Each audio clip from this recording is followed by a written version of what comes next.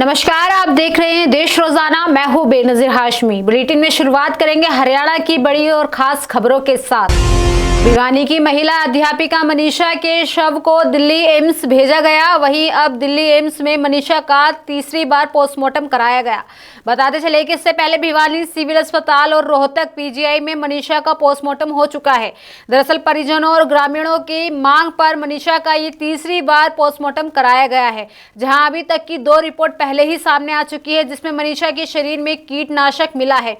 दरअसल मनीषा का 2 बार पोस्टमार्टम किया गया, भिवानी में भी किया गया और फिर रोहतक पीजीआई में भी। इस मामले में स्पेशल मेडिकल बोर्ड बनाया गया था, जिससे मनीषा की रिपोर्ट से कीटनाशक केमिकल मिला। बताते चले कि आईजी ने बताया कि परिजनों ने मनीषा के साथ रेप और यौन उत्पीड़न की आशंका जताई थी।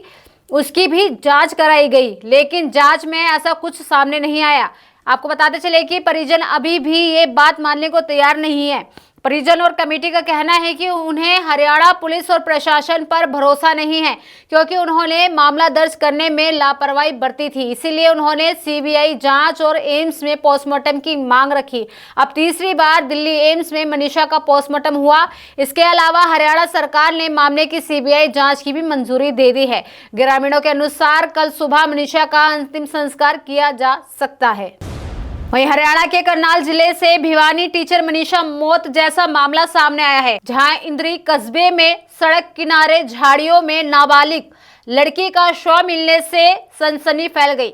घड़ी वीरवल रोड पर उमरपुर गांव के पास 20 अगस्त की सुबह राहगीरों को सड़क किनारे झाड़ियों में एक नाबालिग लड़की की लाश दिखाई दी, जिसकी सूचना ग्रामीणों ने पुलिस को दी। वही सूचना मिलते ही पुलिस मौके पर पहुंची और कार्रवाई शुरू की। रिपोर्ट के मुताबिक अज्ञात लड़की 17 साल की, जिस पर सर पर चोट के निशान मिले हैं और गले पर भी चोट के जैसी स्थिति दिखी। पहली जांच में पता चला कि घटना आज सुबह करीब 6 बजे की है, जब गांव वालों ने झाड़ियों में पड़ी लाश को देखा।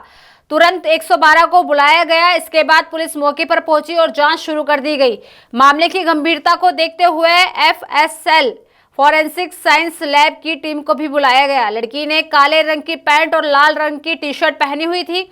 अभी तक उसकी पहचान नहीं हो पाई है। जहां पुलिस ने शव को पोस्टमार्टम के लिए भेज दिया है और आसपास के थानों को जानकारी देने के साथ लड़की की फोटो भी सर्कुलेट कर दी गई, ताकि पहचान की जा सके। पुलिस हर एंगल से मामले की जांच कर रही है।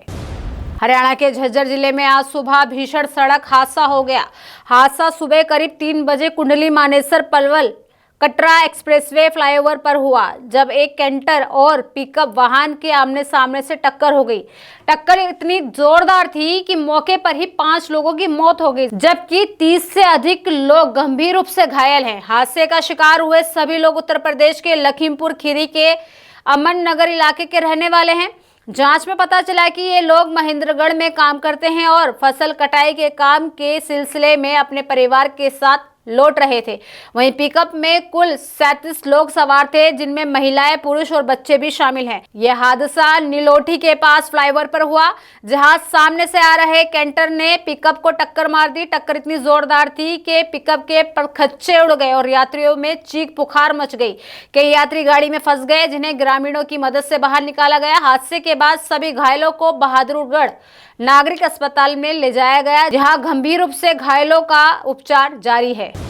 हरियाणा सरकार ने सेना से लौटने वाले अग्निवीरों को सरकारी नौकरी में आरक्षण देने का फैसला किया है। दरअसल उसके लिए सरकार ने नोटिफिकेशन भी जारी कर दिया है और इसे सभी जिलों के डीसी, विभागों के प्रमुख, बोर्ड, निगमों और विश्वविद्यालयों को भेज दिया गया है। आपको बता दें कि नियमों के अनुसार राज्य के मूल निवासी पूर्व अग्निवीरों को ग्रुप बी की नौकरियों में 1%, ग्रुप सी में 5%, पुलिस कांस्टेबल भर्ती में 20% और वन विभाग में 10% हॉरिजॉन्टल रिजर्वेशन मिलेगा।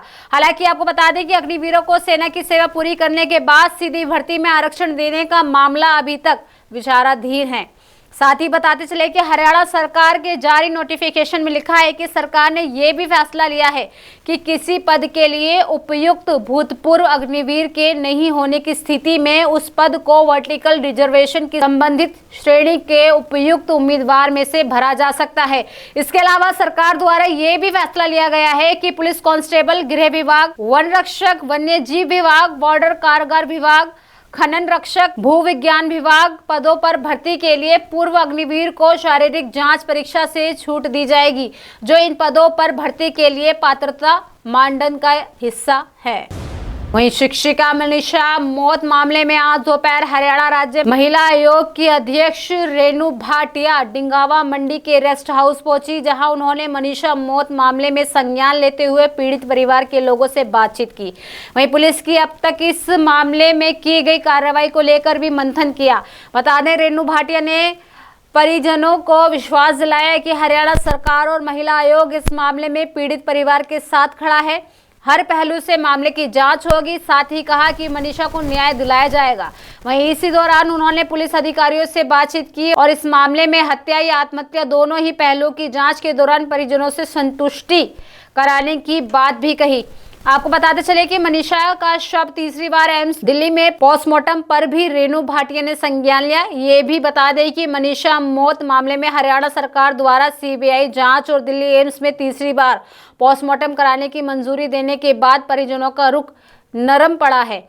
बुधवार सुबह भिवानी के जिला नागरिक अस्पताल के शवगृह में रखे मनीषा के शव को लेने के लिए आईपीएस प्रतीक अग्रवाल पहुंचे। उनके साथ कमांडो और भारी पुलिस बल भी मौजूद रहा। एम्बुलेंस में मनीषा के शव को दिल्ली एम्स में रिसैंपलिंग के लिए ले जाया गया। शव के साथ एम्बुलेंस में 2 परिजन भी साथ रहे।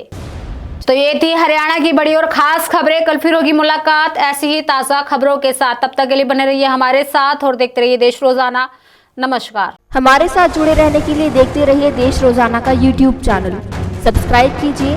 साथ ही देश रोजाना की खबरें सबसे पहले देखने के लिए प्रेस कीजिए बेल आइकन।